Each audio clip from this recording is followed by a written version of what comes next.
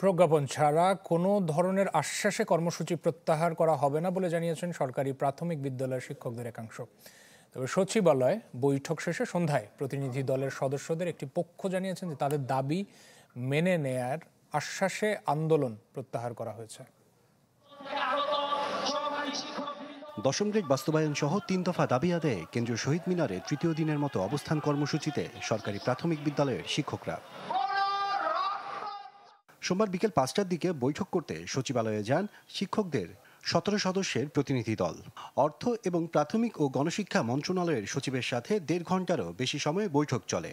পরে ব্রিফিংয়ে প্রতিনিধি দলের সদস্যরা জানান, সহকারী শিক্ষকদের জন্য ১১তম গ্রেডের আশ্বাস পাওয়া গেছে আলোচনায়। যতদূর সম্ভব দ্রুত সময়ের মধ্যে সহকারী শিক্ষকদেরকে ১১তম গ্রেডে উন্নীত করবেন বলে আমাদেরকে প্রেস বিজ্ঞপ্তি দিয়েছেন।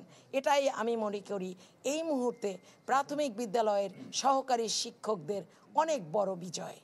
এ সময় আন্দোলন প্রত্যাহারের ঘোষণা দেওয়া হলেও এতে আপত্তি আসে প্রতিনিধিদের মাঝ থেকেই। অবশ্যই আগামীকালকের আর যে চলমান যে আন্দোলন সেটি আমরা প্রত্যাহার করব বলে সিদ্ধান্ত গ্রহণ করেছি। ১১তম গ্রেডের যে এটা চূড়ান্ত হয়েছে এটাও লিখতে হবে। কি আপনি প্রত্যাহার করছেন আন্দোলন, তো কি করব?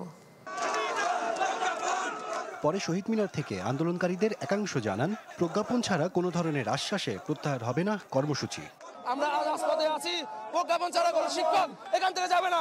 আমাদের সাথে প্রতারণা করা হয়েছে বছরের পর বছর, যুগের পর যুগ, আর আমরা প্রতারিত হতে চাই না।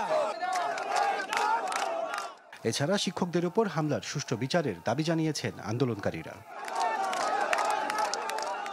আশরাফুল আলম আকাশ, চ্যানেল 24, ঢাকা।